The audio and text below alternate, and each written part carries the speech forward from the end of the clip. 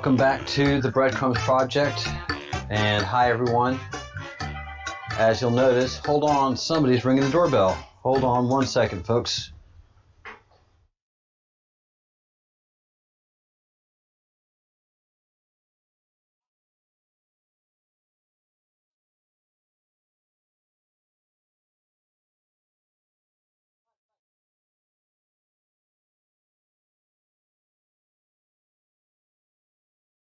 Wow, how ironic. So that's FedEx, and they've come with a package, and I've got to go take care of it, guys. I'll be back in 5 minutes, and I'll leave you some music.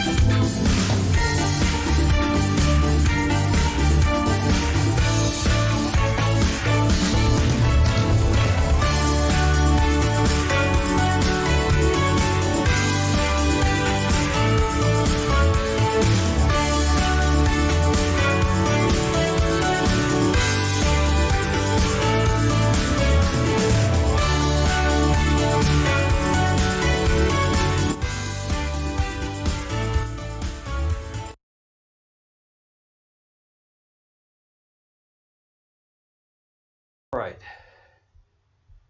Welcome everyone. Sorry, right when I was starting the music, the FedEx guy came. So I thought I had enough time to run and get everything I had to get, but I had to climb stairs and forgot my ID, and I had to get my ID, and you know, there you go, live television. Hey everyone. A couple of changes in the system. First of all, I got my hair cut. That feels good, man. My COVID hair was just too much. Second of all, the chat. I've had to discontinue the chat. it just became too much, you know. If you want me to answer questions, fine, I'll answer questions and I'll be involved in the chat. But once you start hammering me, oh, sorry. I had to tuck this in so that the FedEx guy wouldn't think I'm weird. I'm in Spain. I'm in a rural village. What does a guy do? Why does a guy have a wireless lavalier mic in a Spanish village? And I know you guys don't know you're doing it. You're just trying to express your opinion. You can't believe that I don't agree 100% with you. And how could I? How dare I? And what have you, man? But that really is just upsetting to both of us. It's upsetting to you. You're trying to convince me of your point. It's upsetting to me because I'm just trying to let you know, look, I'm doing research here and I have to go by certain standards. And in the long run, in the end, it's just better, healthy for both of us. And it's the fallacy of humanity. It's the whole thing that I keep talking about with the curse of the Tower of Babylon. You know, the Tower of Babel. We just cannot communicate with each other. I don't even think the CME tracker we updated think we for know that. The truth. So, but let me show you these other two. We think we know the truth, but frankly we don't. And you know, and I'm in a discovery process, and I'm enjoying the discovery process. I've been doing it all my life, and I've created this YouTube channel to include people and to work things out myself. And just it gets ugly in the comment thread, man. It's not everybody. It's just one person, maybe two. One day it was 5 people just going at me. I didn't agree with them. And this morning it was just one person. You know?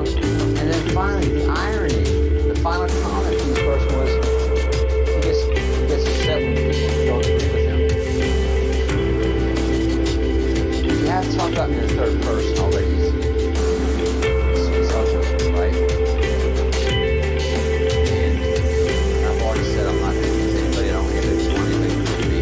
It's not about agreeing. It's about research and understanding and seeking truth. I don't want you to seek my truth. No, I'm not seeking your truth. I'm just seeking your truth. So in this format, right now, you know, this is how we're going to move forward. If you're watching, I'm going to delve in here. Please hit the like button and subscribe if you haven't already. And the people that join the Breadcrumbs project and become an official member, then the live chat will start up again, because now it's restricted just to people who become members of the Breadcrumbs project. I don't know what else to do. You know, I want to respond to questions, especially live, but I can't do it if it's going to cost us both emotionally. It's just not worth it for anybody involved. So that's the threshold I've made it now. Live chat will become active and only for members of the Breadcrumbs project, because this is a subscriber base now. You hit the join button, and I wish you would. I wish you would join the effort and help the channel and help the channel grow. Please tell your friends about what we're doing here. Also, please find the video interesting, then share the video and help the channel grow. Because we can't do it through the comment process. The comment process is something that really helps the algorithm. But I have really controversial ideas here. I have very controversial thoughts, and I have very controversial people following the channel and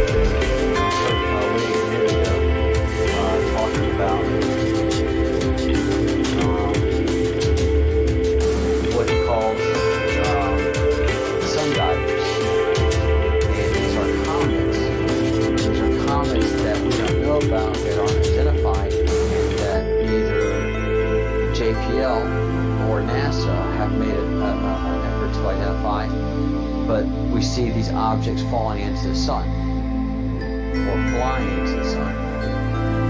And for lack of a better name, because NASA and JPL don't talk about these objects, Wage and his community of friends call them sun divers. And the sun divers are spectacular. They are reasonably large objects that are in the sun. And I can easily say that the UFOs, that they're unidentified flying objects, because they're flying in space. They are not identified. We have a lot of equipment out there that's supposed to identify these things. Many of them that aren't, they're flying in space. Comets. This is an object that is attracted by the sun. Usually it becomes comets. And comets are cool comets because they are predictable. And they've always been predictable. Like there's comets, was really good at Bob.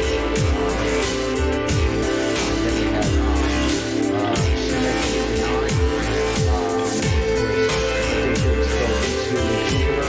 It fascinated us because at the time when it has almost a pearl, you put the pieces like this on it.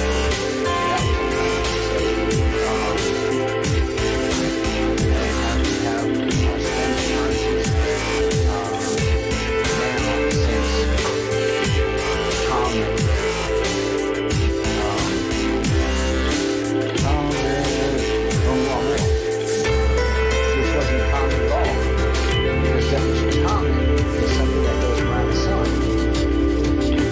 travels around the sun. That's the definition of a comet. A comet is an object that traverses our solar system, and then it goes around the sun. It uses it as a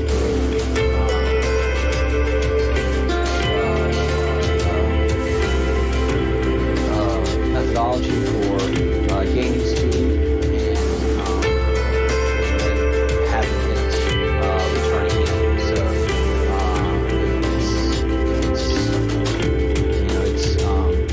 it's a defined process. And now suddenly we have things that we are calling comets that really aren't comets. Borisov was a comet, or Wormhole was a comet. We're still not sure what about what's happening to comets, Comet and Swan. So, what's the difference between an asteroid and a comet now? We are identifying all these objects that are flying through our solar system. Why are all these objects that are going into the sun? We never talked about these large objects going into the sun. That hasn't even been a concept. That hasn't even been a thought in my life. That we have objects going into the sun. But now I'm seeing through Wage that we have a ton of objects going into the sun. And then we have objects coming out of the sun that we can clearly see that they're objects. And the definition of a CME, coronal mass ejection, is that billions of pounds of gas are ejected into space.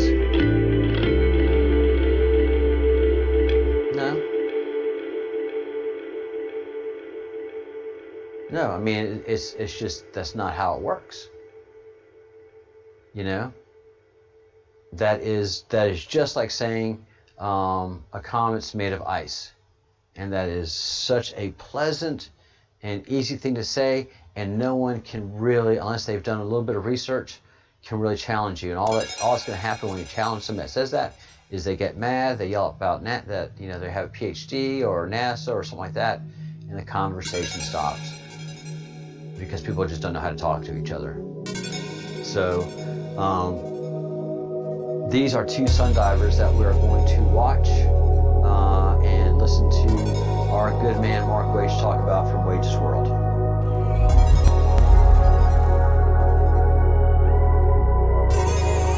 Here, let's just redo that. We'll be right in here. See it right there? And then another one's right in here. See it? Now, you know, that makes like 6 sun divers in a week. I don't know that I've ever known that to happen. And whether or not these things make it all the way to the sun, I don't know. But these are most definitely sun diving comets. I mean, they're heading that direction. They're moving pretty quick. Whether or not they actually dive into the sun is the question. They do look like they're heading in that general direction. Okay? So take that for what it's worth, but there's 2 more right there. It blows my mind. But it just shows you that we're kind of in an active area right now, an active time, because we're seeing all this debris too, more debris than what we usually see on like a normal day. This isn't like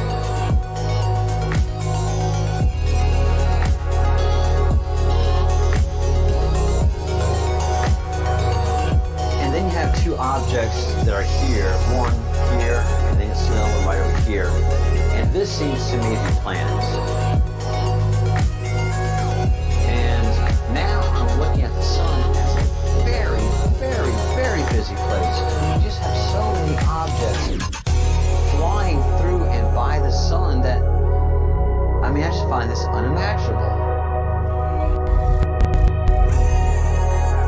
I really, really do. See this guy right here just going along? We have so many objects just swishing by and going by. And then you have this thing flying up through here and then disappearing.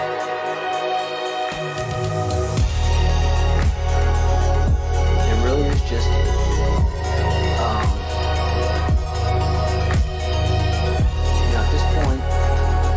unexplainable by basic terms, but if you're moving along the lines that the U.S. government is, well, the Congress and the executive branch of the federal government of the United States now believes in UFOs and finds them to be a threat, not just a hoax, not poppycock, but an actual threat to be investigated and acted on. So the world's changing. The world's changing quickly and rapidly. 2020 has been amazing. Amazing. Coronavirus, just the different interactions with countries, the European Union, how China is seen now, and now with locusts, the Sahara dirt blast or sand blast that's coming across the globe, going from Sahara across the Bahamas to the United States, earthquakes, pestilence. You know, truly we are in amazing times. Truly we are in amazing times. And the irony is the media is so distracted with the war that they're in that they're just not paying attention. And all they want to see is whatever is politically correct and incorrect at the moment, and not even paying attention to the real story. And here's the real story. Here's a huge story. Here is the story of the year. Pandemic was something, but the fact that we have unidentified flying objects on the planet, in space, and going into and out of the sun is big. It is absolutely big and getting bigger as day goes. And speaking of big, you know, we still have our Planet X, our Nibiru, our unknown entity out there that is somewhere. We know it's out there because of the gravitational math of the solar system. And this article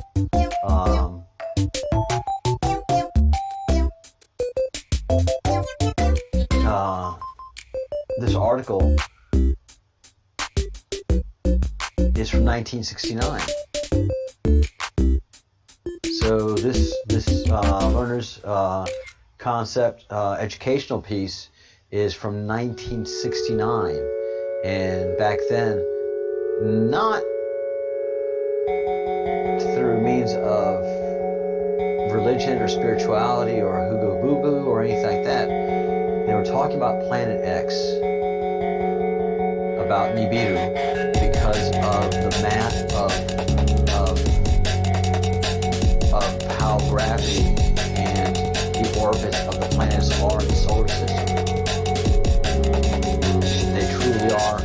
Talk to an astronomer worth their salt. They can easily explain that there's something big and heavy missing from within the visual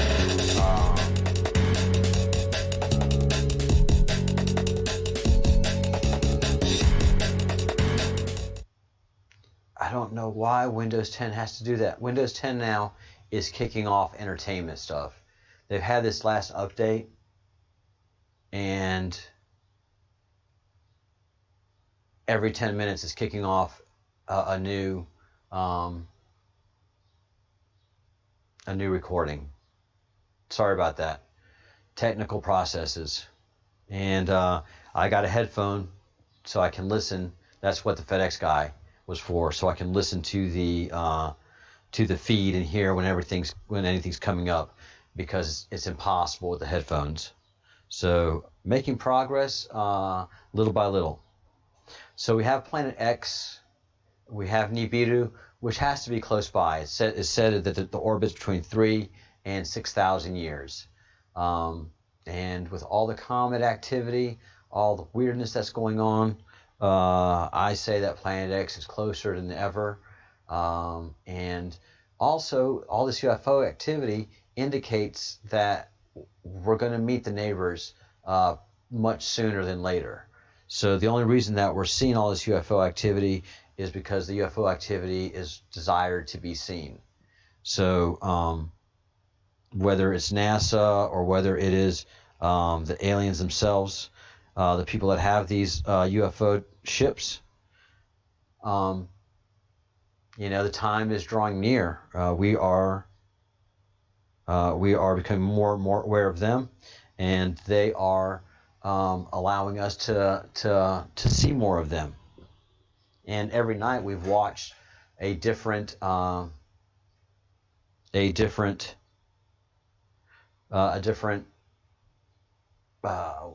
would you say, just a different video of UFO activity, and where we are speechless. We don't know what to do with it. We know it's real, but all we can do, honestly, is wait. That's all we can do with all of this UFO activity. We can make demands. We can pound our fists. We can say it's unfair and we should know everything, and why can't they be honest? But all we can do is honestly just wait, and wait we will. But I don't think it's going to be too much longer. I think it's going to be between the next year to 3 years that we will see. We will meet the neighbors. We will UFOs will either land or do something to make themselves known to the entire planet. And then I think we can have honest discussions about Nibiru, about Planet X, and about what that's all about. Astronomers know it exists. NASA was talking about it in the mid 60s, and actually did some presentations on it in the late 60s.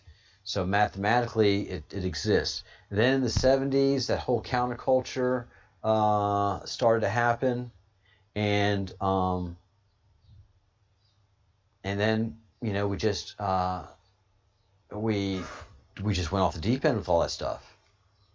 And we started the cancel culture, that if the majority didn't agree with you, then you were just canceled. And science has just taken a beating due to that. I remember watching a documentary, and this is during the time, just very exciting times, when Watson and Crick were in the process of discovering DNA.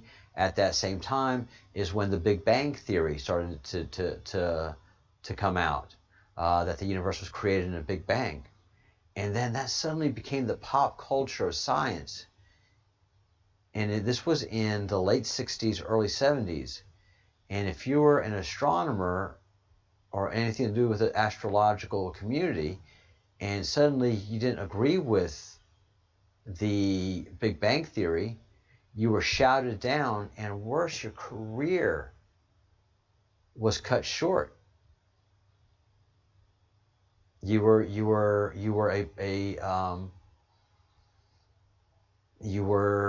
blacklisted.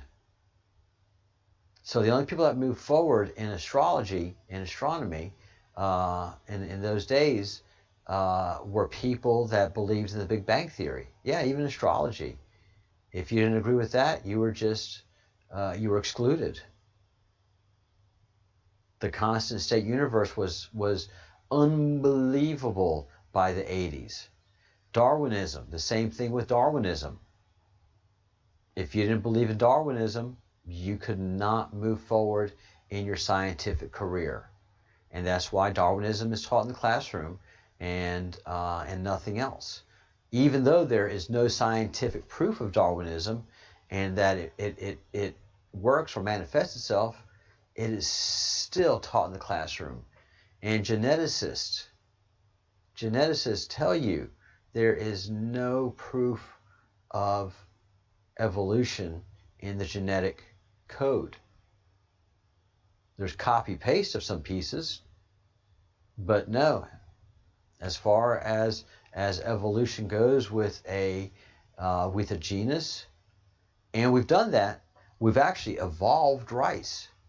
So rice's genetic code is far more complex than a human being's genetic code. How can that be? Because rice has been manipulated, and so that way, just like you do with any computer code, you're just building up on certain base codes and making changes. You're not removing any code. We don't have the ability, and when we do hybrids and anything like that, and create exotic plant species and make a seed better, like we have done with rice. We can make hybrids, we can add to the code, we can join codes together, but we don't know how to cut code. And nature has not seen fit to remove code except when a new species is created. And that's something we just see again and again and again. And we talk about that in the Q. So if we go to the Q key, and we go here to the bottom right, Darwin propaganda. Darwin is just propaganda. There's just not a lick of scientific proof supporting Darwinism. Not in the archaeological record, not in the paleontological record, and not in the genetic record. Of all the records of places where there should be indications of evolution, there's zero. There is zero scientific support of Darwinism. All there is text. Words, and magnificent words, and interesting words, and thought-provoking words, and challenging words, and words nonetheless. Because there isn't a fossil record that shows the progression of any species. None. What there is spontaneous stepped evolution. That means that, boom, All of a sudden, humans show up on the planet. Boom, Decinovians show up on the planet. Boom, shrimp just show up on the planet. Boom, lobster just show up on the planet. Boom, sheep just show up on the planet. Boom, goats just show up on the planet. Boom, giraffe just show up on the planet. All of these animals that I've just rattled off have no precursors. There's no precursors to these animals in the archaeological record and in the paleontological record. They just appear. Oxen, boom, they just appear. And all the ones that are most recent come out of the Göbekli Tepe area, the home of Abraham, in between the Tigris and Euphrates River. So we have interesting things happening with UFOs, and we have the realities of the record that indicate truth, but yet there's so much fabrication, covering up, and what I call lies that are just astounding. And so all of this activity that we're seeing around the sun, in and around the sun, just a set of amazing activities that we should be talking about, and we aren't. And when government is not talking about something, then that means they're covering up something. And I'm sure that they have good reasons for the cover-up that they're doing. Fantastic reasons. I'm absolutely convinced of that. But it doesn't stop my curiosity, and it doesn't stop me from asking questions.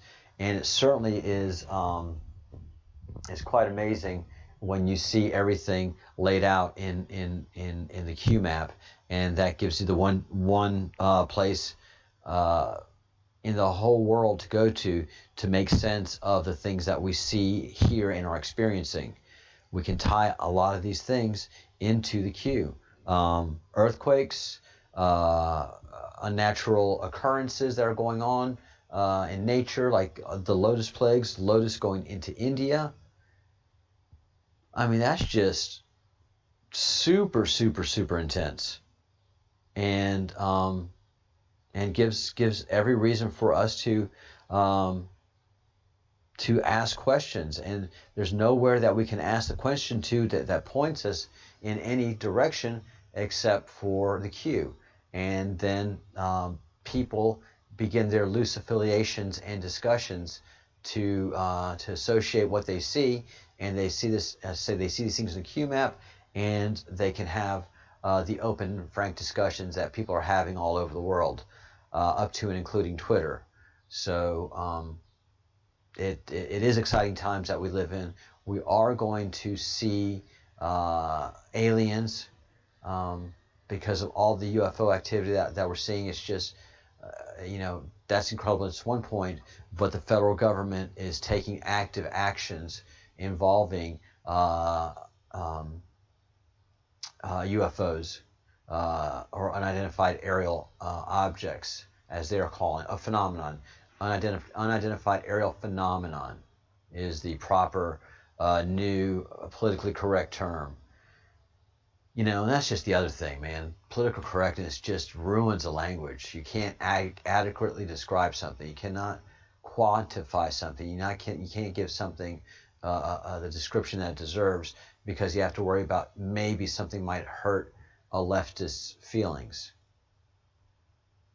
And it's just a leftist. It's just a Marxist feelings who want to exercise their control through their indignation, and through their false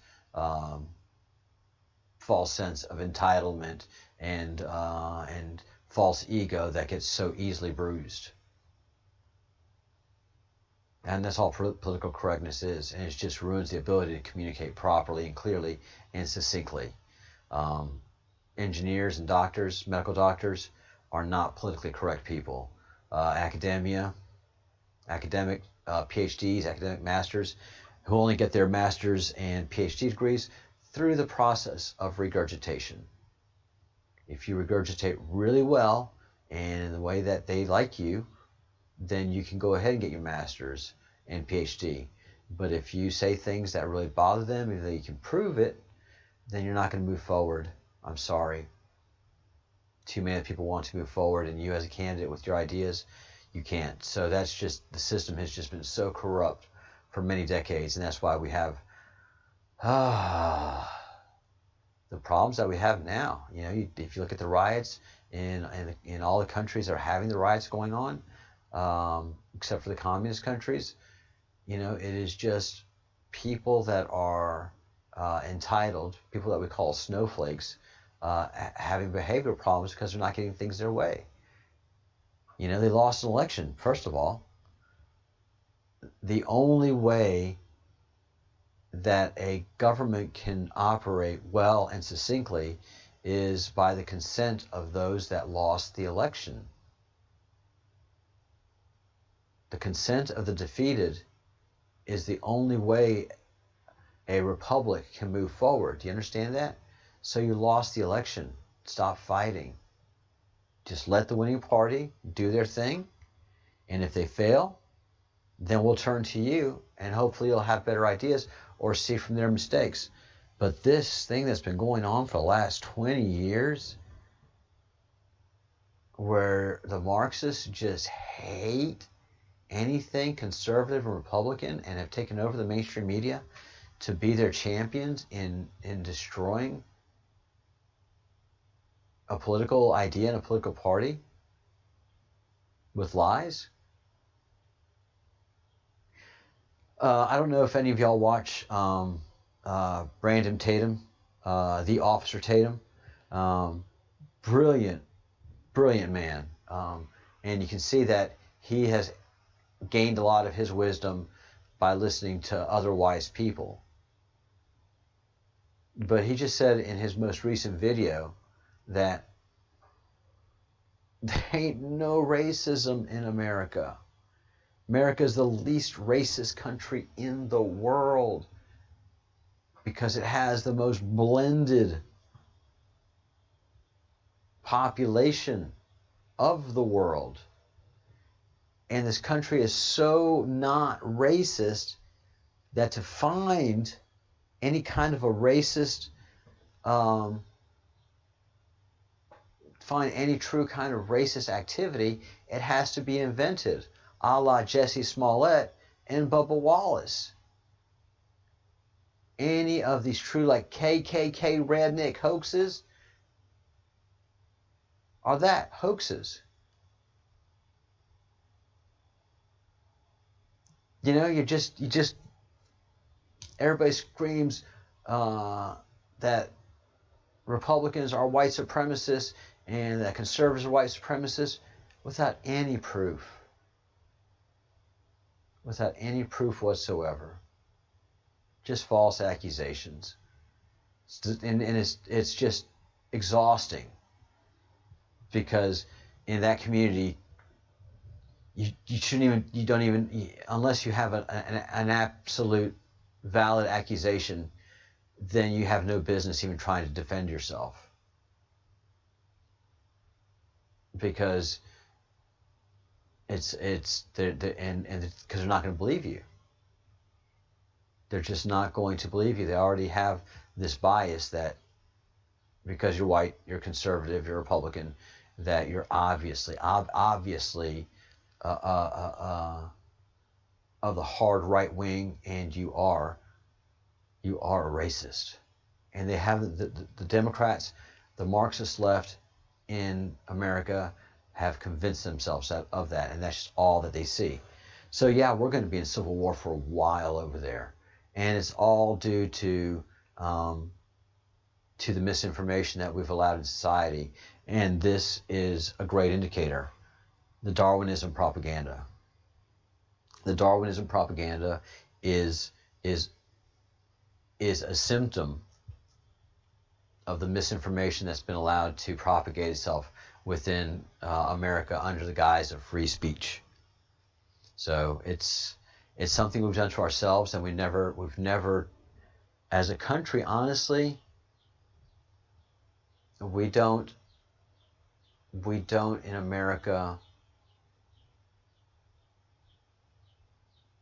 take our responsibility seriously. We don't understand how important it is for a democracy to live in truth and honesty. And if you're going to have freedom of speech, then honesty and virtue and character should be part of that freedom of speech. A lie does not have the same value as the truth, regardless of what ideology is. So a lie should be called down and should not advance in a free speech environment. You just should do your best. Let that person speak their truth, sure. But let's measure that and let's see if that is a good and honest truth. And if it's not, then everybody should be able to say so. And they should not force themselves to accept lies. And that's where we're at right now in America. So it's a very frustrating place to be. So we've done a pretty good job of starting to decipher the QMAP, and one of the things that's just been fantastic about it is being able to talk about the different aspects of spirituality along with the scientific the scientific situation that we have in the country. You can have in this area shamans, ancestral spirit communication. And I had one of my dear friends take an ayahuasca journey just this past weekend, and we had lunch today and had a chance to talk about it. And it's a powerful thing. I mean, I could just see him when he walked into the restaurant. He was taller, he was different, he was just a different man than I saw last Wednesday when we had wines and we're talking. He was a confused, frustrated, lost man who's I just want to know myself. That's all I want to do. If there's anything out of that comes out of this ayahuasca experience, I just want to know myself. And he's kind of a grounded spiritual guy. He's kind of a tough guy, but the battles that we have internally are not the battles that you see visually. And he was really struggling. And then today, I mean, he was confident, walking around, he's joking, laughing, and I was like, and he said, I have to quit talking about everything that I'm going to do, and I have to start doing everything that I talk about, which he's actually doing, and which is kind of funny for him because he's a man of action too. But his friends, we know him that he says a lot of things and doesn't take action on of half the things he says because there's not enough hours in the day. But today, now he's a very serious man about the things that he's serious about moving on, and you could just note the difference. He was coming from a point of spirit, saying, "I'm not a man of just talking anymore. I'm a man of action, and time is short, and I have many actions to take. So I can't just hang around and chit chat with you guys the way I used to. I've got things to do, and I got to get on this road." And I'm like, wow. Ayahuasca is a very powerful communication tool with the ancestral spirits. And everybody I've talked to that's had an ayahuasca journey has come back changed and at a very spiritual level. Psilocybin, magic mushrooms,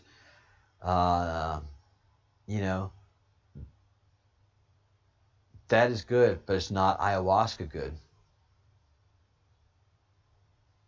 from what I understand. And all of these things right here, LSD, the archaic revival, which I'm not sure what the archaic revival is, but and I'm sorry guys, I'm right here in this part of the QMAP. Again, that these things are grouped here is not a casual grouping. It's somebody that knows these experiences and can comfortably pull them together and group them in such a manner. And these all have a connectivity, a very powerful connectivity.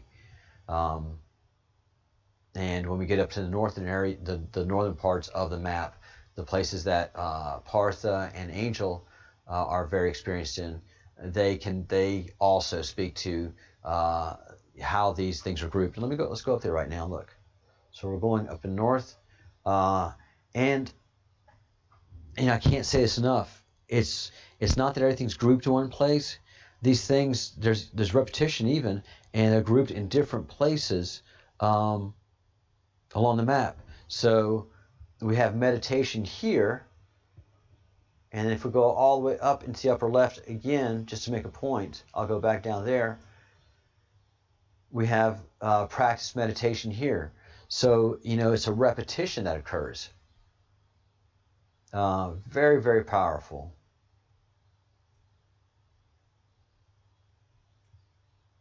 So I'm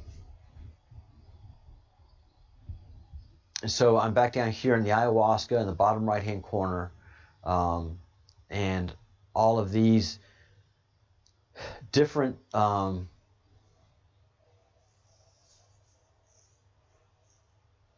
how do you refer to them in a religious, we say it's easy to say psychedelics, but when you study these things and especially ayahuasca, it's really not a psychedelic. You take a journey to another side, you take a journey to another portal, you take a journey into another dimension, and even though you're in your real-time dimension, you're in another dimension. And as my friend said, he was sitting Indian style, and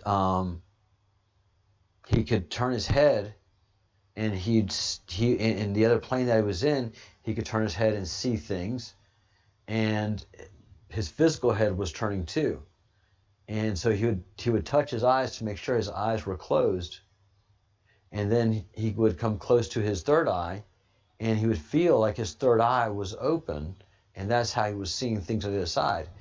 And I would talk to him about my third eye, and he would gloss that over. He just, whatever. Again, most people would say, how does a polo shirt wearing preppy guy like you, middle class white, have a third eye? No, you're supposed to be smelling like patchouli, dreadlocks, and have hemp clothing. Then you could possibly have a third eye, but not this. And yesterday when I talked to him on the phone today, he was like, the third eye is real, third eye is real, third eye is real, third eye is real, third eye is real, third eye is real, third eye is potent, third eye is it. And that's just his way of apologizing for not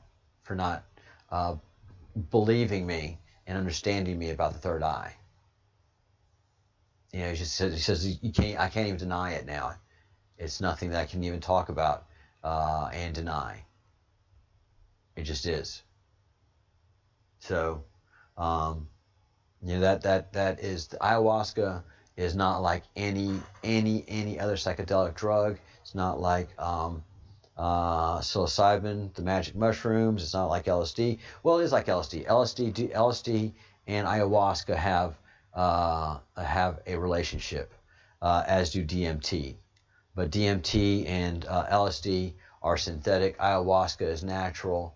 Ayahuasca is how the gods taught the ancient shaman to do this magic chemical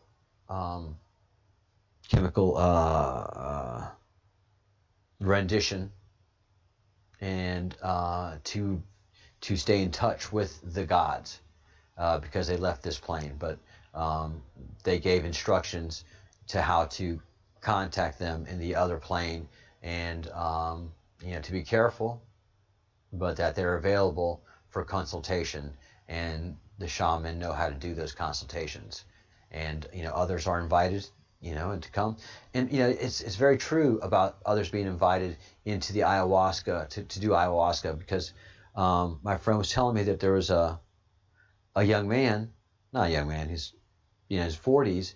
He's been going to the retreat center, the ayahuasca center, for 3 years. And it's not working for him. He's not making that journey up to the other side. He has lights and visions and things, but he's not making it over there. And you know, it's clear that he's not invited. It's not his time yet. And, you know, for the shaman it's frustrating. For him it's frustrating. And for my friend who went in the first weekend, the first day, I mean, he was right in and having the journeys and having the conversations and some intense things happening that he has yet to communicate to me. Yeah, ayahuasca is powerful, and is grouped here with all these psychedelics, intuitive path, psychic. It all has a relationship along with law of karma, meditation, peace, joy, equanimity. Raising your vibration is in several places around here. The Emerald Tablets of Thoth, and Hermocles and Hermeticism. The Tibetan rainbow, body ascension in Tibet is very, very prevalent in the queue. You know, if this was a Jewish psyops, if this was an American psyops, if this was a, and I say Jewish, an Israeli psyops, as many accuse it of being, you'd leave Tibet alone. You wouldn't drag Tibet into. You just don't want to do that. You know, you don't create problems in a psyops operation, even if you're trying to do misinformation. So this is just too much. Again, yoga is all throughout the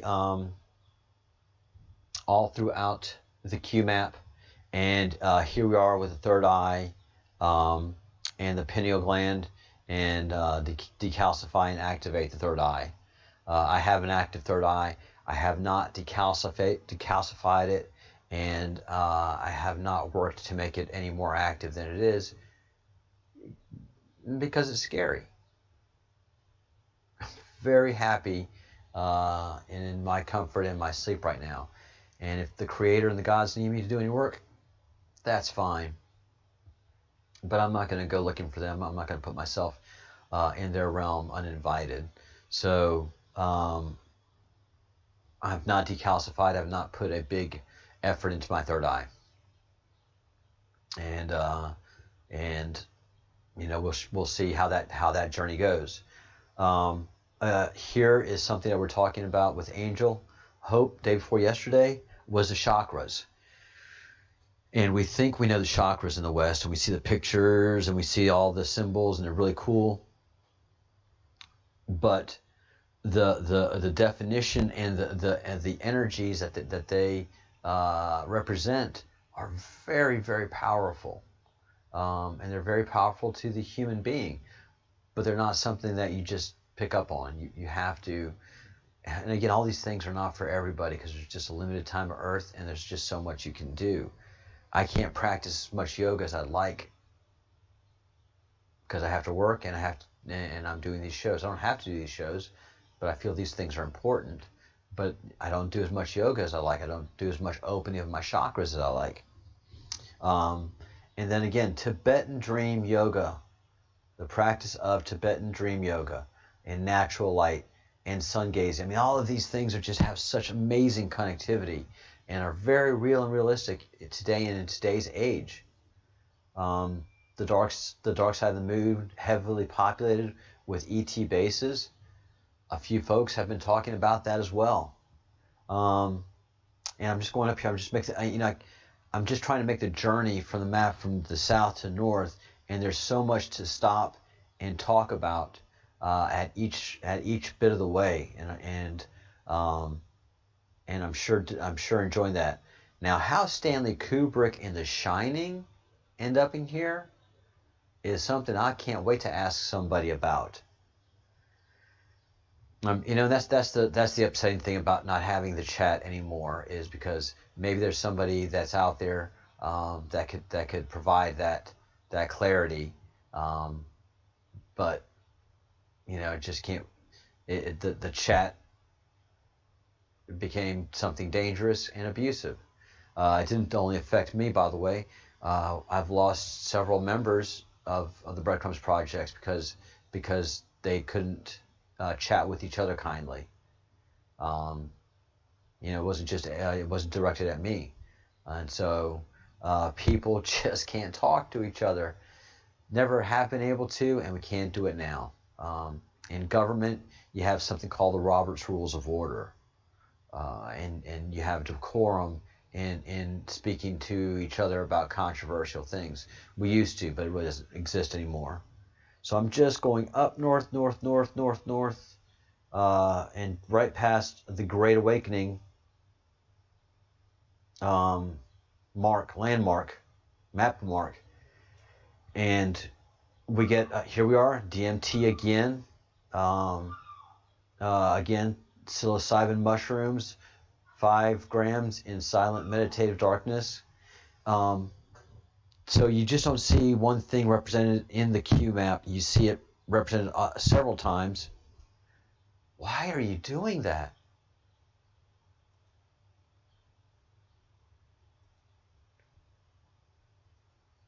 Sorry guys, again, Windows 10 just wants to start playing music. Just thinks it needs to start playing music for no apparent reason. It's so bizarre.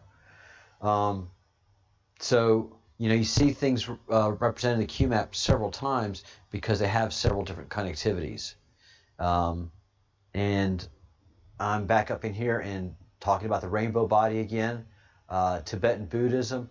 And whoever wrote this, whoever put this down, was very familiar with Tibetan, Hindi, and Indus Valley traditions, not Western traditions. Again, and this serves no point and purpose for a psyops, for a CIA, NSA, U.S. government psyops. Unless you're trying to address and get rid of the deep state, address and get rid of the secret space state, the secret space mission.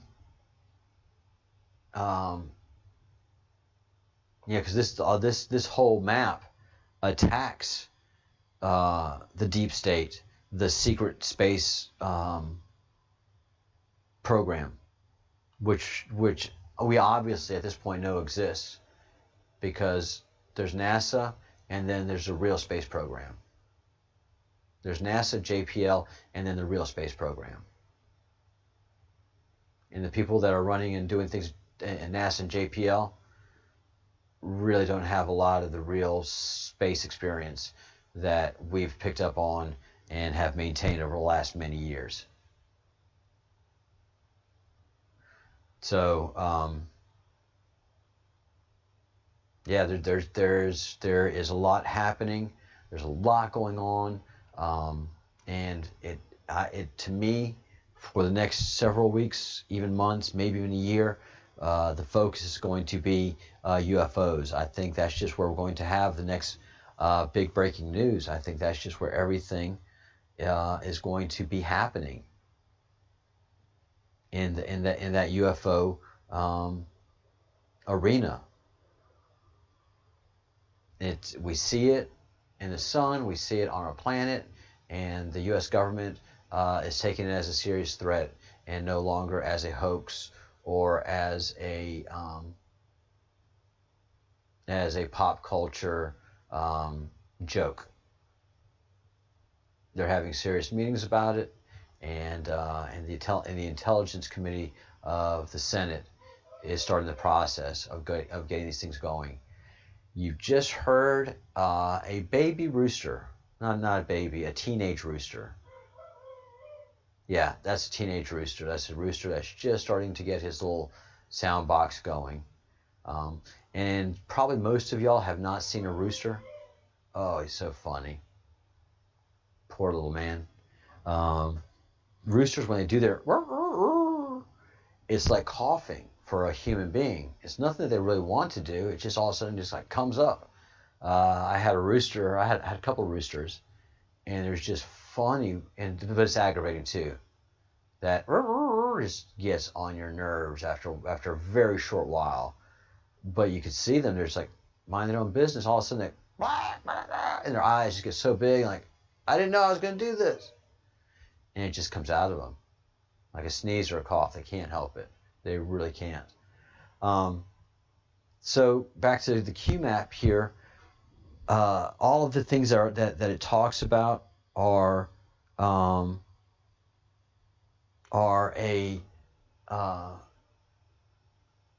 incredible awakening in each and every level that it talks about. Everything that QMAP talks about is an awakening of one sort or another. And probably the biggest thing that I can see here, especially with my friend and his ayahuasca experience, is where it says here, the war on drugs is a war on consciousness. And I have to say that to be true. Because ayahuasca is not a party drug.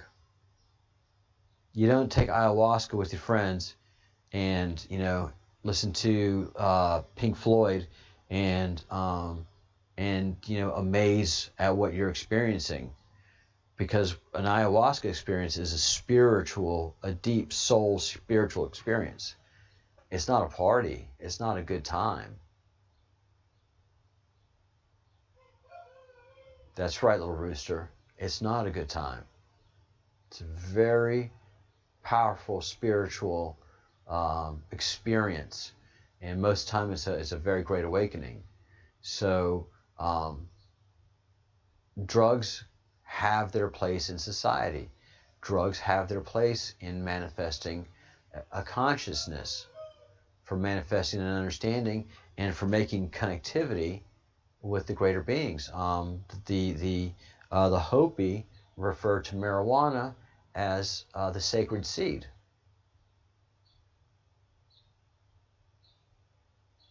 And many, if not all of the ancient religions incorporated marijuana into their temple experiences, up to and including the ancient Jews.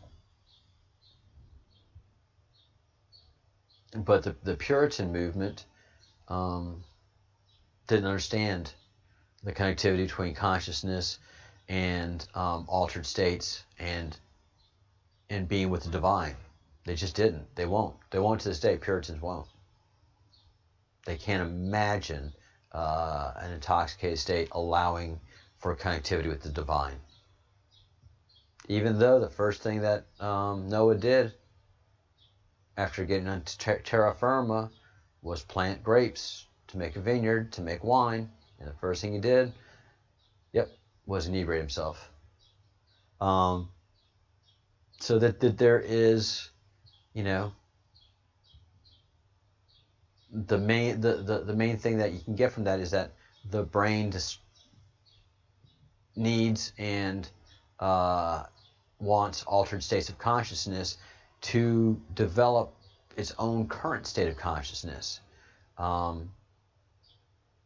If you use these drugs in a religious way to divine and to create a spiritual experience, then you'll have an intense spiritual experience, and your soul and you will be a better person for it, just like my friends had with his ayahuasca experience. It's just his whole demeanor is so powerful and so strong and so wonderful. So it's a rewarding thing to watch and experience. It really is. He was a downtrodden man a week ago for no particular reason, just things of life happening, and he just didn't know who he was. He was a lost man, and with 4 or 5 sessions of ayahuasca, communing with a spirit, communing with nothing less than creators, he knew himself, he knew what he had to do, and he is happy with himself, And that isn't a hippie trippy drug thing. That was communing with the spirits, and them not talking to him about him, but basically reprogramming him about him in that spiritual contact. Because the one thing he asked for is what he got directly, was knowing himself. And so yeah, he takes all of this stuff right now very, very seriously. He's not a Q guy, but yoga and the practice of meditation and the third eye, and using the candle to awaken the third eye, all of that has his attention now. All of that has his attention. He doesn't want to do ayahuasca again. He doesn't want to party like that. He got everything he needed, and he's set to move forward. And for the most part, anybody that I've ever talked to, and Graham Hancock also says that when he does ayahuasca, he gets what he needs, and that's it. It's not like he has to go back for any more. It's like, oh man, let me go back there again. Let me go do that again. You know, there's a certain party that says, oh, excuse me, a certain party that says, yeah, I want to do that. Oh yes, but then there's no call, there's no need for it. So you just don't want to. It's weird, you know. It's not like I am with my wine, you know. Love my wine, can't wait to have my glass of wine, look forward to it every night. Ayahuasca is a great thing, but everybody that does it isn't like, I can't wait to do it tonight. They wait for the call, they wait for the need. Yeah, it's an amazing, amazing, amazing thing. And it's not one person's experience. It's now hundreds and hundreds of thousands of people's experience with ayahuasca and DMT, and all saying the same thing. And it's just like the near-death experiences. Just about everybody that has a near-death experience that comes back says the basic same thing. They're drawn to the light. They see their body, they have an outer body experience. They see their bodies, they're hovering above them. Graham Hancock also had a near-death experience. And so, you know, and he writes about it. And so many people that do, you know, so it's not just one, it's just the propensity of all of the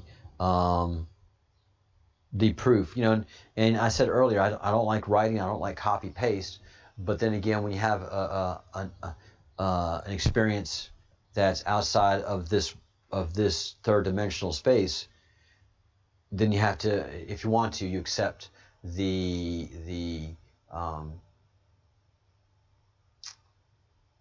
written proof, what do you call them? I don't want to say reports. But I guess reports and observations, reports and observations of all of these things that these people have experienced, and they tend to mount up to be the same. Oh, God.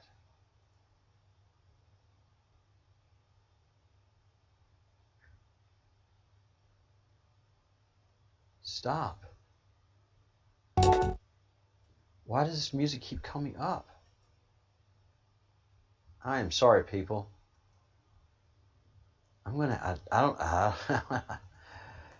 have to do some uninstalling. Yeah, nobody can yell at me in the comment section. Hey, the music's up. We hear the music or something's going on.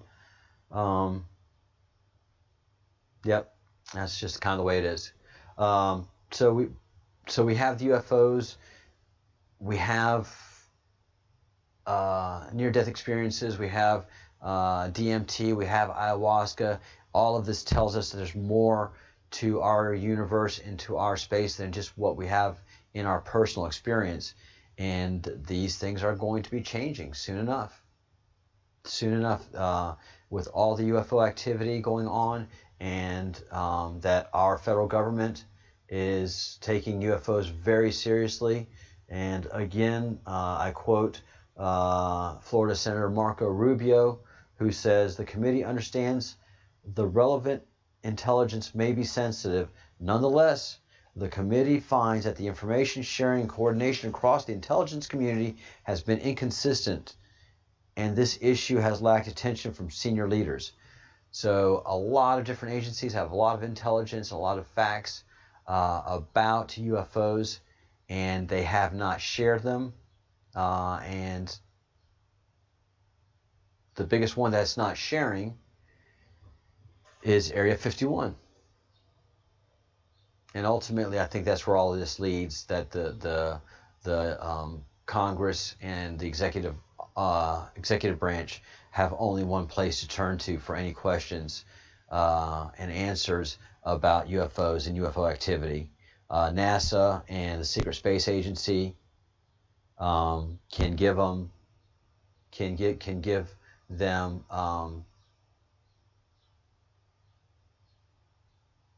some proofs, but the real stuff, as we all know, is in Area 51.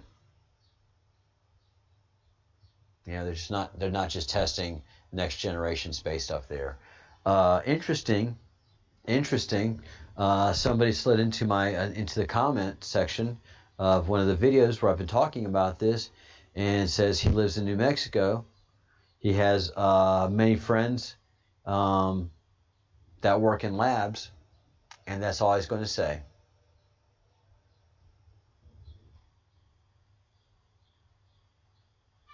There's just too much information now. There's just too much out there to be able to keep it under wraps. And it's impossible to keep a secret nowadays. But I mean, how incredible is that? I live in New Mexico, and I have friends that work in labs, and I'm not going to say anything else. So there's a lot of activity going on with UFOs, and there's going to be more of it happening in the very, very near future. Again, with all the activity that's going on in and around the sun with these quote-unquote sun divers, it is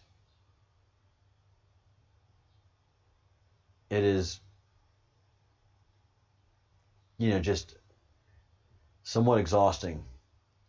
So I'm going to queue up this video of Mark Wage at Wage's World, and he's talking about two sun divers, and then in the same video, he's talking about this object blasting out of the sun. If you look up here at the sun in the black and white, you see this red burst, this burst right here, but again, you have an object that's coming out, and you can see that object in the shading up here. The blackness here is the same blackness of this object coming out. So there are objects coming out of space, and coronal mass ejections do not make any electrical engineering sense, unless you're saying that you have a spaceport and you have objects coming out of the sun, and that would of course entail great energy. Then that explains the CMEs, but not just your basic standard science. I'm sorry, it doesn't explain it. So let's listen to old Mark Wage at Wage's World and talking about the sun divers. And notice the planets here. There's even another one over here, a small one, a real small one. Okay? And this one here was all kinds of weird anyway. If you look at, watch this thing when it happens. It's almost like, I don't even want to say it, but it's almost like there might have been something there, and you've seen the stuff come off, and it kind of draped around it. It's what it almost looks like. And I'm not trying to say that that's what's actually happening right there, because I just don't know. But if you look at it close enough, you can kind of see that it does kind of resemble something like that. It could be or it couldn't be. I can't say one way or the other right here. You guys make up your own mind on what you think there. Does it really matter? Well, it would and it wouldn't. We've seen stuff 100 times like that. Scott's caught so many objects right there. So it definitely could be. I'm not sure if the timing's right for that one. But anyway, that one there is definitely a CME going that direction. Okay? It's not coming at us. I don't even think the CME tracker updated for that. So, but let me show you these other two sun divers. This is crazy. Okay, I'll tell you what I'm going to do is I am going to slow it down a little bit. Let's take it down to, oops. Man, I hate it when I do that. That's probably the correct speed. But what we're going to look at, you're going to see one kind of come in the picture here, and then you're going to see another one right behind it here. Okay, so I'm going to leave those circles on there. You guys seeing those? They're real small. At least on this capture they are. Here, let's just redo that. It'll be right in here. See it right there? And then another one's right in here. See it? Now, you know, that makes like 6 sun divers in a week. I don't know that I've ever known that to happen. And whether or not these things make it all the way to the sun, I don't know. But these are most definitely sun diving comets. I mean, they're heading that direction. They're moving pretty quick. Whether or not they actually dive into. So as you can tell, I mean, Wade is just having a hard time believing what his own eyes are seeing, and when you have kind of a large following like he does, and a pretty good group of people talking, you don't want to make any big leaps like I do, and be filled with controversy. He's one that obviously tries to avoid controversies like that. But I just I can't hold my tongue and not say what I see, and what I see is clearly we have objects coming out of and going into the sun, and the CMEs can't be justified through basic electrical engineering descriptions and concepts. The only thing that can cause a mass ejection like that is something coming out of the sun. Something coming out of the sun. And as we see the sun, you know, we can watch all the sun videos, and it has little flares, but it doesn't have anything coming out of it that is reflected with the intensity and strength that the CMEs are doing. The surface of the sun does not reflect the same as this CME activity, and that's something that we'll look into a little more tomorrow, hopefully tomorrow morning. Let me make a note of that.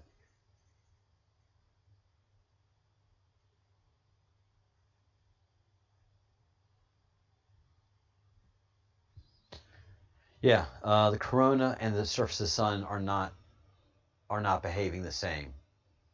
So we'll look a little more at that tomorrow, and do a little more work in that area. So I am going to start to wind things up here. It has been a very long day, and I think we've wound up at a good place. Because there's just not so much interaction, conversation. The shows are going to be a little bit shorter, but hopefully we get good information in and get the work done that we need to do. And so those are my thoughts. That's been this evening's show on the Breadcrumbs project, having to do with QMAP, news, and UFOs. Just thank everybody for watching. And all of you that have supported this show and continue to support the show, I am absolutely grateful. We are 13 right now. We are officially a coven. And I just give a nod out to everybody. Tomorrow we'll have an interview with a practitioner of Zoroastrianism, and we'll even have a wine toast tonight. Yeah. Just a little bit too early, and not feeling the wine toast just yet. But we'll get there tomorrow, and then we'll get there next week. Bit by bit, guys. All right. Thank you so much, everybody, for what you do. And ever grateful. Looking forward to a lot of the hard work that we got to do, and some great shows moving forward.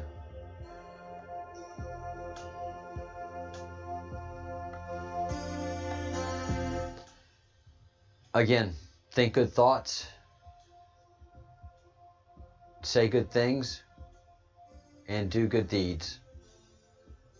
Practice forgiveness, and just try to have the best life possible. Don't try to have somebody else's life. Have the best life that your life is possible of, and just strive to be happy every day.